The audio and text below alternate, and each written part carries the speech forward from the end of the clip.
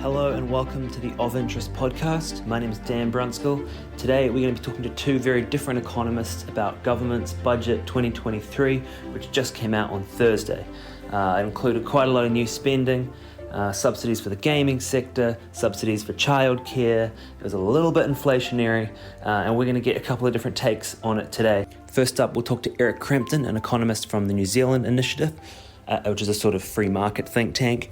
And then we will talk to Craig Renney, a Labour economist at the New Zealand Council of Trade Unions, and get a little bit of a view from both of them about what they think about Labour's No-Frills budget. All right, well, Eric Crampton, welcome to the podcast. How are you today? Doing well. How are you? I am well. I'm a little bit tired after the budget insanity. It's a lot of information to process in a short time. You read the documents, you looked at it. What's your overall view? Did it live up to its promise of being a no-frills, bread and butter budget? What's your take? Well, it's a common perception of it, but the spending track is an awful lot higher than was promised even at the half-year fiscal update. Debt as a proportion of GDP is going to be 5 percentage points higher than we were expecting even in December. If you look over the long-term track, that to me doesn't really say bread and butter. That to me says an awful lot of high spending. And it's not just the effects of the cyclone, because the total effects of the cyclone are smaller than the amount that the government's borrowing, right? So the total effect across the whole country, not just the government's account, was projected to be less than the increase in government debt. So they're borrowing a lot of money for an awful lot more spending. And that's a bit of a problem, especially where the Reserve Bank is trying to fight inflation. So Treasury talked about how interest rates are going to be higher for longer as a consequence. I'm not entirely up on how much Adrian Orr and the Monetary Policy Committee had already factored some of these expectations into their forecasts, but it certainly means that because we're going this way, interest rates will have to be higher for longer. They have added a lot of pressure into the economy. And do you have a view on how much of that new spending was sort of avoidable and how much of it was sort of, cyclone rebuild that you can't really not do? How much of this is avoidable spending in your view? Well, a lot of it certainly was avoidable. There were lots of things that they've added in that a lot of people will support and seem very nice. They didn't have to do any of them. We previously haven't done any of them. And there were alternatives, right? So they've got, I can't begrudge a $5 copay issue around prescription medicines, but you could have had it targeted to people with community services cards. You could have run it in a more means-tested way. You could have recognized that there are already places that waive those prescription fees. Prior studies that had looked at some of the really negative effects of having the $5 copay, those were really before Chemist Warehouse had come in and were providing the free option, which is also the other way of trying to support households through this, rather than continued public transit discounts, fees free on daycare for 2-year-olds. You could have been looking at finally adjusting some of the tax brackets, particularly those towards the bottom, for the cumulative effects of inflation over a very long period. We've seen no indication of any changes to that. Maybe the government's saving up to provide that as an election policy promise. In 2010, National packaged up as a tax cut a lot of what was just an adjustment for inflation that had happened over the Helen Clark years. They had a real tax cut at the top, but the rest of it was mainly an inflation adjustment. Looks like Labour may be on track to do the same kind of trick again, which is really unfortunate. I would have really preferred that the government would have signaled, even if they didn't want to change those tax thresholds now, that they would have at least signaled that going forward, they are going to lock in inflation adjustment so it doesn't get even worse than it currently is. I also wondered whether they would signal, some sort of policy when inflation's under control, we'll move up the tax brackets to compensate, but it's not there. It's an interesting one. You talked about the free childcare for 2-year-olds. That was sort of pitched as a cost of living policy, help young families cope with costs. But then they also sort of said there was a secondary benefit in which young parents might be able to get back into the workforce sooner, take a little bit of pressure out of the labour market potentially. What do you make of that argument? Do you think that's a good use of money? What do you think of that policy? It's entirely possible that it'll have these effects. The first thing that I worry about, though, is access to staff who'd be able to provide childcare provision at the centers. So last I checked, it was pretty tough to find a daycare that had room. The requirements that had been put in around qualified staff a few years ago meant that they were hitting substantial shortages. They'd set rules such that even the people who wash the dishes had to have a pretty high level qualification. And it led to staffing shortages. So while they are promising some increase in salaries to get parity across different parts of the early childhood education sector, where are the workers going to come from for this, right? You might get a few more parents into work, but you are also having to find people who will be working in the childcare centers to do this. Yeah, and that's a problem with a lot of this government spending, isn't it? Is that it's very well to set aside money to do something, but if there's no capacity in the economy, there's no workers to deliver it, then it's struggle. Same with the infrastructure program. It's great to set aside so much money for infrastructure, but where's the capacity to build it or actually deliver it? And that seems to be something that's missing from certain elements of this budget. It's great for the government to be coming in to help in cyclone-affected regions, but the real resources to do that have to come from somewhere. And if the government is not scaling back other parts of its spend in areas that do have a lot of consequence for employment, where you'd have people that would have been working on some government program over here instead flip over to be doing work on cyclone recovery. If you're not having that, then it's bidding workers out of other parts of the economy, which is adding to inflationary pressures again, right? Yeah. And I think that is sort of the consensus view from economists, is that this budget is definitely going to be inflationary in the next year at least, even if the future years of the budget are contractionary. Yeah, but the important thing to remember in all of that is that the Reserve Bank moves last. Okay, so if you've got any training in macroeconomics, one of the things they teach you is if you're inflation targeting, the Reserve Bank moves last. So government decides whatever spending it's going to do. Reserve Bank looks at that spending forecast, looks at the expected GDP gap, looks at the expected pressures, and then turns the dial, right? The Reserve Bank moves after the fiscal authority. So you would expect that this means that they will dial up interest rates more than they otherwise would have had they not already worked this in. What did you make of Treasury's forecast that actually didn't show the OCR going up? Did that surprise you? They sort of said that inflation would come under control and would avoid a recession and the official cash rate would stay where it is, which seemed like a very nice scenario, but not a particularly realistic one to me. They'll have a lot better information than I do. And I don't know how much the RBNZ has already worked this stuff into their forecast. Treasury presumably talked with RBNZ more than I do. I don't think RBNZ wants to talk with me very much because we've been kind of critical of some aspects of what they've been doing. But if they were all, okay, one, if Treasury is forecasting that inflation will not come back within bounds, that is forecasting that the Reserve Bank is not doing its job. Okay, because the Reserve Bank's one big job is getting inflation back within bounds. They might be reluctant to say that if they're expecting that the Reserve Bank would be doing its job, and the Reserve Bank has been tightening things up. So hopefully they'll continue in that vein and continue to remember that they're supposed to be targeting inflation. Well, if we're still looking at Treasury forecasts, though, I might jump ahead a little bit to a different bit that's annoyed me in the Treasury forecaster that I found a little bit surprising, at least. Yeah, please do. Yeah, so Treasury is expecting a return to surplus in 2026. So they're saying that we're going to have an OBGAL surplus of about $600 million in fiscal year 2026. Well, you start looking at the underlying numbers. And I like to look at the underlying numbers. And I also like to look at the fiscal risks that get listed in the document. And there's something missing in the list of fiscal risks, and one that really ought to have been there. So the government gets about $1.7, $1.8 billion a year in tobacco excise revenue. Over the course from now through the end of the forecast period, it's just this steady, slow decline from 1.8-ish billion down to 1.7-ish billion, and then a little bit under 1.7 billion.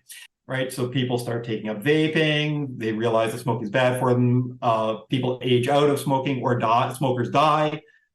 Fewer smokers are coming in. Lots of good reasons to expect this slow, steady decline, except for one thing. Last year, the government legislated that from 1 April 2025, it will be illegal to sell in New Zealand a cigarette that has nicotine in it equivalent to more than a 0.2% beer relative to the strength of a normal cigarette. Okay?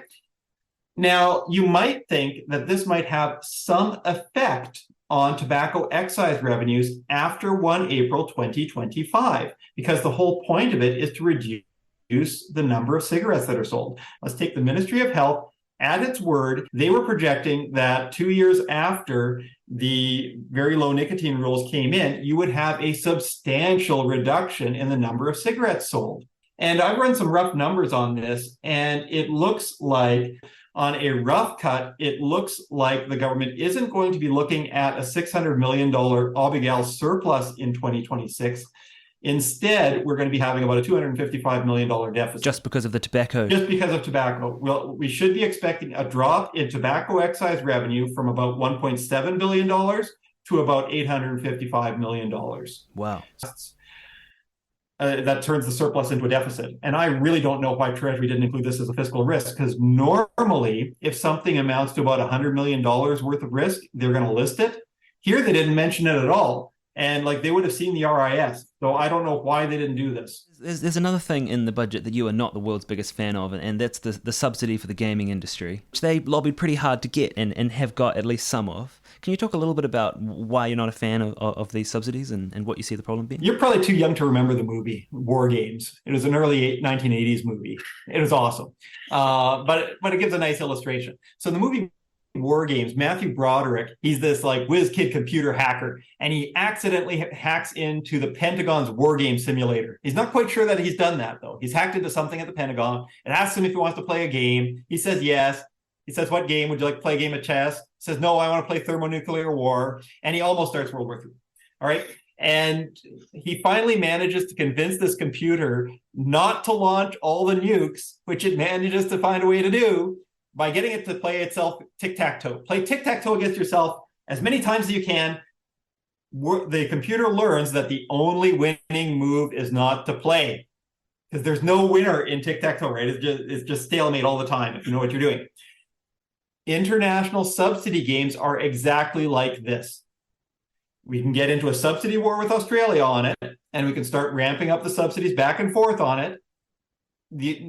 Taxpayers aren't made better off by it. The New Zealand and Australian economies aren't made better off by it. The winners out of it wind up being the lobbyists and the subsidized sector. Everybody else winds up bearing the cost. It's like a nuclear arms race. You don't unilaterally, once you start playing that game, it is hard to unilaterally disarm. What I would really, really love to have seen instead, because the industry is really hurting here. Australia is throwing money at its video game sector. And then you get Australian companies coming over here saying, "Hey, Kiwi video game workers, we know you're good. We will match your salary and then some, and cover all your relocation costs. Come over to Australia instead." That really sucks. New Zealand should be bringing this up with Australia, saying, "What the hell are you doing?" Right? The trade agreement that we've got with Australia says you're not allowed to do this, except that the way that they've set the subsidy regime there is this isn't a subsidy to try and steal workers and plant and business from New Zealand. It's just a general subsidy program. The agreements just prohibit ones that are targeted at New Zealand, even though the Australian companies are definitely targeting New Zealand instead of elsewhere. Interesting, because that's what I was going to ask. I mean, we have a free trade agreement. Does this breach our trading agreement in any way, shape, or form? Unfortunately, no. We need a better trade agreement on it. New Zealand, if other places all start agreeing to scale this back, and we do it by binding each other the same way that we got nuclear arms reduction agreements in the 1980s, you all do it together. Stop subsidizing these big businesses. Use taxpayer money for more important social purposes than lining the pockets of Hollywood. That seems the kind of thing that's entirely consistent with what I had understood were New Zealand values. I guess it's fair to say you think it was not the most measured, the most careful budget, but what was something in it you thought was good? Is there anything about the budget you like? What can you say about the budget that was good, even if your overall picture is... I would need to look through it more closely to find the bits that might be more encouraging. I heard some talk of a research center of excellence around pandemic issues. That could wind up being useful. I'd have to look more in detail to see how that works and how it's going to be structured, but at least there's a little bit of promise there. I've been getting a bit despondent that everybody in government seems to have forgotten about infectious disease. The government's tax changes on trusts. I don't know that it's good, but at least it's not incoherent. So it's about the least bad thing that might have come of the work that Minister Parker had commissioned and had talked about a month ago. It isn't crazy to put that kind of a move in. It will. Big things that I still think we're missing, though, was some signal around indexation of the tax thresholds. And the dark horse disappointment was really still around the use of ETS revenues. So for rather some time, it's made sense, at least to me, that when the government collects revenue by selling New Zealand units at ETS auctions, it should take that money, put it in a separate pot, divide that pot up 5.1 million ways, and just give each of us a carbon dividend to help each of us adjust to higher carbon prices in our own way. Well, hey, I really appreciate you coming on and talking through that. We'll look forward to the next budget. Thanks for having me. It's been fun. And now for a view from the other side of the aisle, we talked to Craig Renney from the New Zealand Council of Trade Unions. Craig, thank you for coming on the podcast. It's great to have you. What is your take on Budget 2023? What does it look like to you? What do you think of it? It's clearly an election year budget. It's a budget written, with a looming election cycle over the top, and it's a budget written in response to a range of crises that are in the country, be that Cyclone Gabrielle, be that still the response and recovery from COVID. So it's a budget written very much to try and tackle some very big political issues that are in front of the government right now, in terms of the cost of living, in terms of the who's going to pay for the costs of cleaning up after the cyclone and the flooding events in Auckland. But that said, it could be a case that people go, well, that would lead to a very vanilla, very bland budget. But there was actually a lot to like in the budget.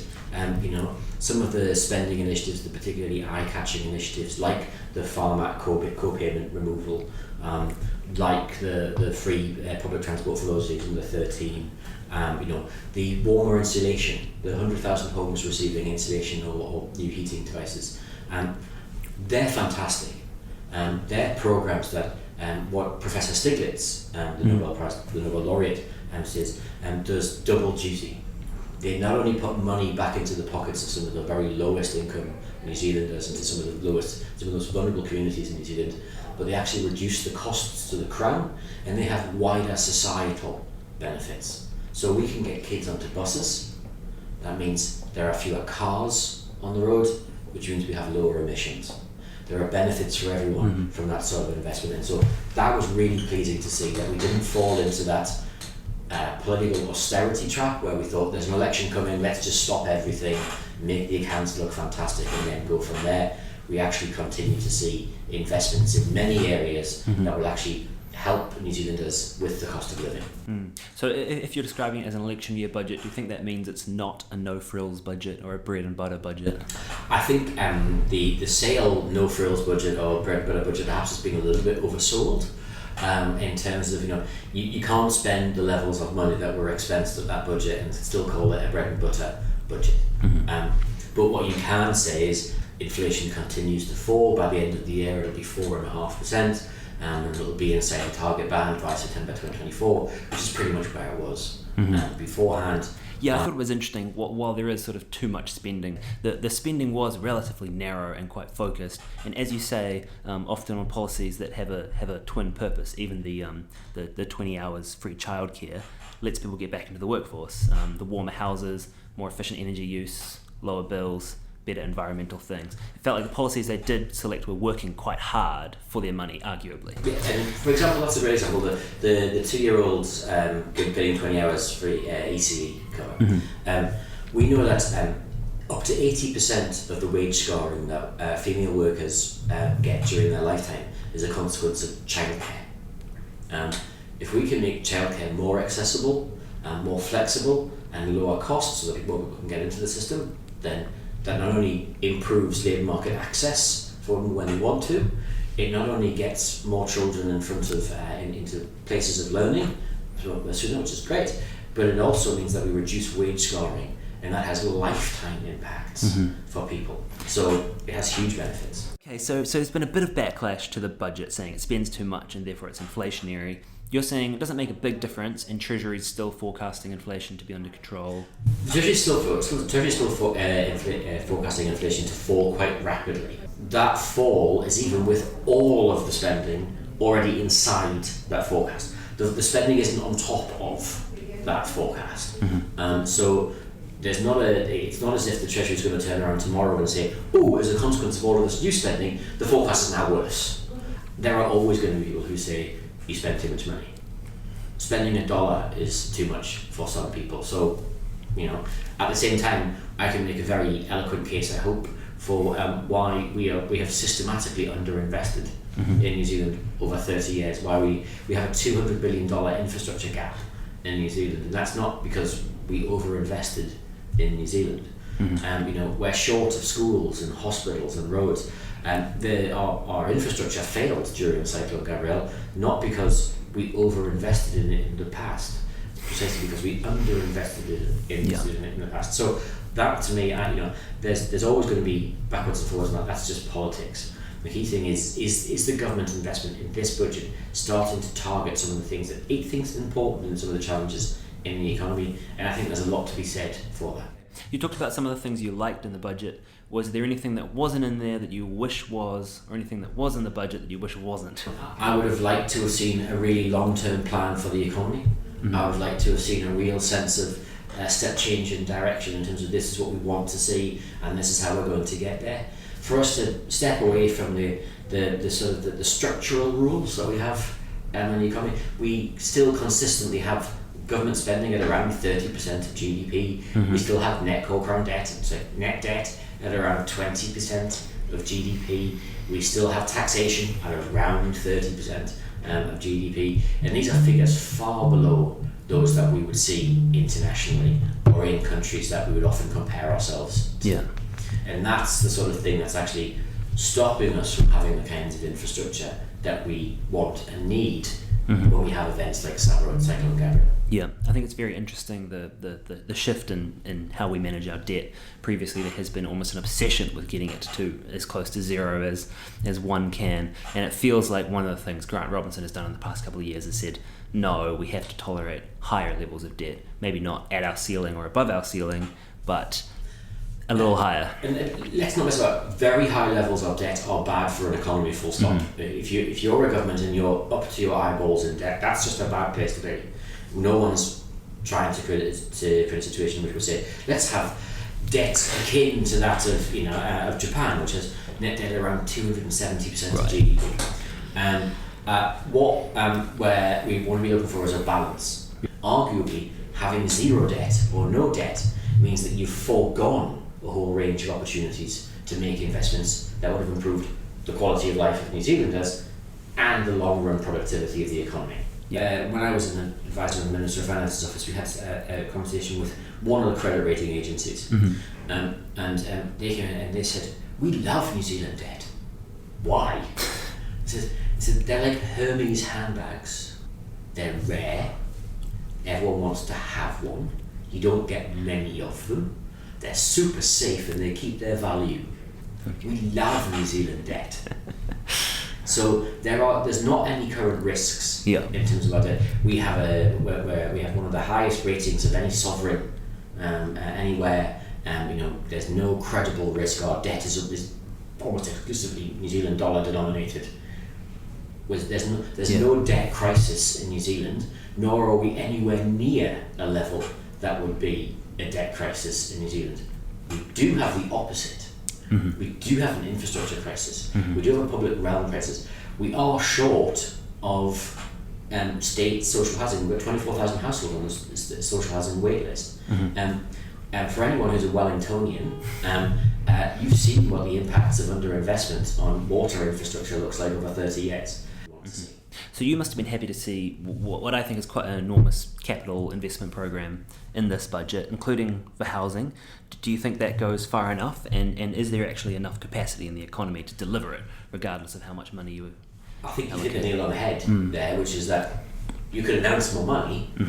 You could say we want to, moon landings will take place from the base next to Wakatipu. But it's just you haven't got the people or the resources or the things able to do it. So the real challenge is not can you generate the cash. There's fiscal space to do that. The real challenge is do you have the capacity, and as often as not the capability to do that. We can't just simply click our fingers, as much as we'd like to, and build 100,000 houses a year in New Zealand because we don't have the materials, we don't have the buildings, we don't have anything else. That means you've got to be prepared to invest over the long run.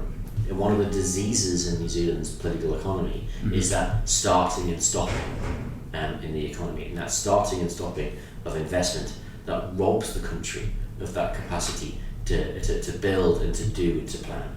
Right, so you've got to keep momentum up, keep the capacity, keep the talent. And one of the things that we saw with this budget was a commitment to taking Otakaro, which is a government department, and turning it into a kind of proto-Ministry of Works. So that it brings together the design capabilities, it brings together the sort of the build capabilities, and then settles itself as a service to other government departments so that it can do that better. And we can build better and cheaper and more effectively. Yeah. Okay. Well, let me ask you about another policy then that's been slightly controversial, which is the tax subsidies for the gaming sector. Does that fall under the category of we need to create higher value exports, or is that just subsidising a cottage industry that doesn't need or deserve it? It's a really good question. I think time will tell is the honest answer to that one. That economic historians can long fight in dusty academic rooms about whether or not subsidies work or not. There are examples of them working. If you go to South Korea, there's a vibrant economy which was built essentially on protectionism and subsidies until it opened up. And then there are lots of countries where getting rid of them and moving to a much freer market system works. So it's very much horses for courses. But for them, in 2017 there was a package of support to support the gaming industry, and particularly around Otago University at that point in time. This is the next step in that journey, and New Zealand's got a fairly honourable history in terms of its creative sector, industrial relations aside. But in terms of growth and in terms of being a specialist, you've got Weta in Wellington. We've got TV studios around the country. We have a film and sector which has done really well over the past 20-30 years. Arguably, gaming and e-connectivity and that sort of sector is the next extrapolation of that as we all move away from watching TV around one TV and all having lots of devices and all watching it individually. So I think there's something in there. The one thing I would say is that it's an area where you'd want to make those investments very carefully. Right. Because it's very easy to spend a lot of money and not get something at the other side. Yeah.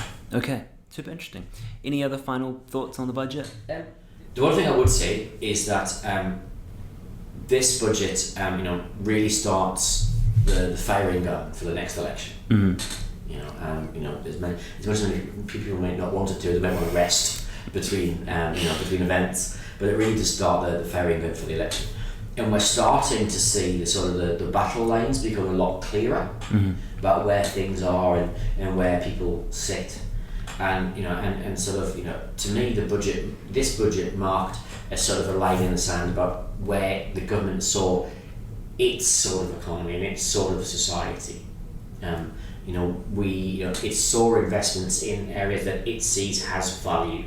On the other side of the fence, we saw, although it may have changed this morning, I'm not quite sure, the GP, the $5 prescription fees being removed, the low-cost public transport being removed.